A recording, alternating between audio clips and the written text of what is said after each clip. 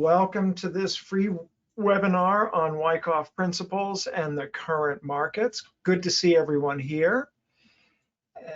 And just a quick disclaimer that you're responsible for your own trading. This is educational in nature. I'm not recommending any trades or any vehicles to trade. Consult your financial advisor before making any trades. Trading is a risky business. Okay, so what's on store for today? We're going to take a look at some of the Wyckoff principles that occurred this week in day trades in the S&Ps and crude oil. Some of these I took, some of them I didn't, but they're good principles here. And then we'll take a look at the current markets. We'll take a look at Bitcoin, which I think is a fascinating market. Take a look at gold, crude oil, and the S&Ps. And at the end, I want to just let you know that we've got a Black Friday sale going on. And so all of our tutorials are at 50% off. Okay, I'm getting somebody saying they can't hear. Can everybody hear me okay? I'm pretty sure the sound was good before. Just give me a yes or a Y. Yeah. Okay, let me suggest to this fellow, re-log in and turn on speakers. Okay. All right, let's keep going then. So Monday, let's take a look at Monday's S&P sell-off. It was a pretty interesting day. Let me get something we can point to. So we had traded up in the Asian and the European sessions, the overnight sessions. We had traded up above yesterday's high, which I've got lined out here in red. And then we started drifting down from our pre-market area, the pre-market before. The time between about, I don't know, 7:30, 8 o'clock and 9:30 is what I term the pre-market, the American pre-market. You can see that around 8 o'clock, the volume starts to pick up compared to what it was before. Larger players are starting to get positioned here. And so I always like to watch the pre-market. There wasn't much going on here. We were just drifting down. And then as we opened in the American session, we get a push down on the spike of volume. And not surprisingly, the S&Ps, the American Open always is pretty volatile, not always, but often fairly volatile and with volume coming in. So we just kind of watched this occur. There's nothing really going on here. There's no trades to be made that I see in here. We had a little bit of possible testing in here on B, but I don't see any real buying. We had some buying coming in on C, right? Market falls down lower, and then suddenly on volume, we see the market rally up strong and close here. So I'm thinking, okay, maybe this is going to hold. Let's see what it does and see if it'll test it. And so on D, we get no demand. And if we drew a trend line in here, if I drew a supply line in, you can see that we're coming across the top of that line, right?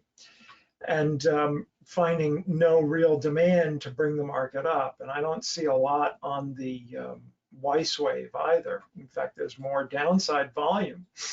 And if we didn't have this little bit of one bar going up in here, this would be all downside volume. And this would actually be a little bit larger. So there was more supply coming in. And so we get no demand on D. Okay, so maybe the market will come back and give us a test, but it doesn't. Instead, it gives us this bar here, E. This is a killer, right? This is not bullish at all. This is volume. It picks up on to the downside. We get a very poor close, and we go deep into this bar C, and we close underneath yesterday's high. So this is bearish now. And now we come to retest yesterday's high, and this is the first trade you can make here, in my judgment anyway. And it's to the downside. Didn't produce much. In fact, I think I did trade this and got out of on this because we had a little bit of volume come in. We just weren't breaking down below. So why hang on? So the market continued to unfold, and we are bumping our head against yesterday's low in here, trying to go up above it. And I noticed that when I turn to the Weiss wave here, not only is the regular volume not expanding and starting to go down here, but the Weiss wave is also coming down. We're getting less and less volume here. So on the very next test of this was the opportunity to short somewhere up in here, or even on the close of that bar. We kind of drift down, we see volume come in to the downside here, we drift down a little bit lower, try to go up, and we get another hidden upthrust type of bar where the market goes up strong and then comes back down and closes. And then was another opportunity we had for getting short. So we bumped up against this after breaking it, we bump up against it several times and just can't go through it. And so all of that supply that was developing all through in here gets resolved down in here. We get a nice drive down, and the market picks up, a lot of points here, big move to the downside, volume comes in. And then we start to see the market try to hold the next bar here. Look at the volume on this, and this closes pretty nicely. This is what we were looking, and the next bar closes nicely too. So anywhere in this area is your exit. And you got a nice little trade somewhere from 70 or maybe a little bit below from about 83, 82, 10, 12, 13 point run on the S&Ps on a Monday. That's pretty nice. Where is the stop? Yeah, you don't need a big stop here. The line in the sand is this level here at 85.5. So I just put it up at 86 and maybe a quarter, 3/4 of a point above this, and that would be your stop. You'd be looking to, because if it reverses and starts pushing up after several times trying to do it and not able to do it, it'll go through it at that point. Something has changed. Okay, well, let's keep going here. Yeah, ask questions as we go along. I'll give some time for questions at the end, but ask questions as we go along. It's always easier when we do that, and it's more fun too. So let's take a look at Tuesday. Now we have something just the opposite. Here we have market bumping its head against resistance. Now we're going to look at support the next day on Tuesday. Cool how the market does this, right? So we get right off of the open, very different than what we saw on Monday. Right off the open, bang, bang, big bars up, nice volume to the upside, breaking resistance, right? So that's very bullish, and you can see that in the price action. Now we come up here and we start to see a little negativity come in. We have no demand. Let's get the marker here. We get a little bit of supply on this bar with some decent volume. B tries to rally up, but it just doesn't have the volume to do it. We come back up in here. I'm not sure exactly where this bar is, but we get another, we're trying to get over this high. We can't do it. We have a little upthrust in here.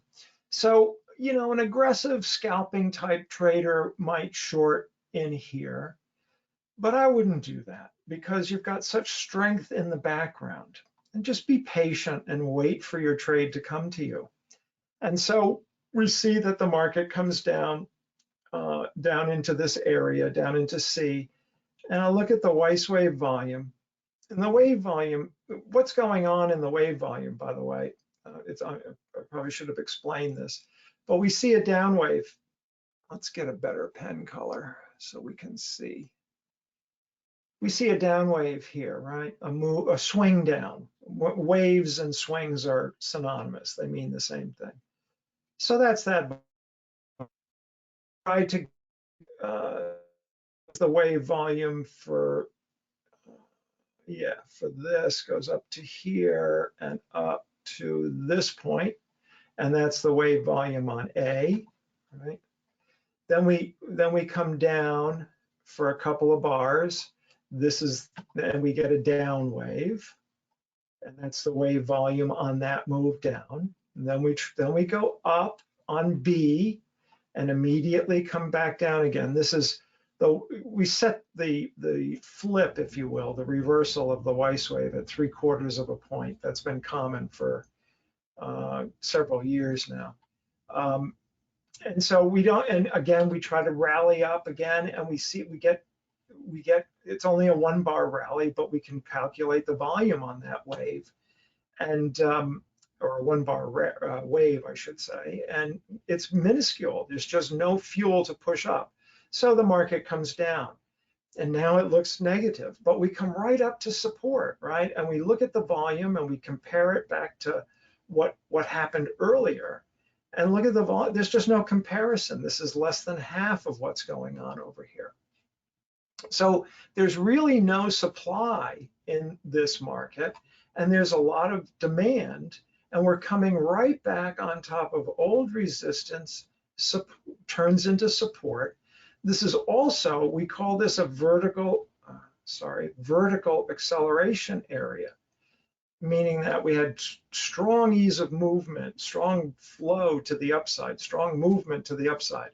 Markets often come back around the halfway point to try to test those areas, and that's what we're seeing here. We see some buying come in right after C. Not a lot of volume picks up in here, right? But we come back to 1 and we're starting to hold in here. And as we come back and we start to flip the Weiss wave again, look at what I see in volume. Well, on the Weiss wave, diminishing volume. And here on bar 1, we get, there's just no supply down here. And because there's no supply, the market floats up and closes firm, floats up and closes firm, and then starts moving up. And then we start to see volume come in. But this is a very bullish picture right here, where we're sitting on top of old resistance, now support, where we had strong vertical movement prior to this on good volume, good Weiss wave volume. Nothing in the supply has shown us anything to be concerned about. And in fact, the supply is diminishing both on the Weiss wave and on the regular volume. So that either bars 1 or 2 is your entry. I call it feathering in. You get a bar here, so I try to buy. It's actually on the second bar, I think, is the nicer one. You try to buy down in here a little bit. So I don't know where this closed. Let's say that this closed at 89. So we might try to feather in at 88.5 or even 88, something like that, get an extra half a point out of it. Over time, you're trading day after day, you can pick up a half a point here, a half a point there, a point there. It really adds up. So it's worthwhile doing that. Some questions. When you see a sequence of red bars on the Weiss wave interrupted by one blue bar and then another sequence of red bars, do you normally ignore that blue bar? Sometimes yes, and sometimes no. I know it's not a good answer, but it's the context, right? So coming back up here to this day, Monday, we had one blue bar that kind of, but it didn't make a new high. I think actually it's this bar here. It didn't make a new high, or it couldn't get out of resistance, none of that. So this, I would be looking at that and saying to myself, there's a lot of supply coming into this market from early on. So in this case, yes, I would do it. Now, in this case, I would say probably not, because demand is in the background, and it doesn't really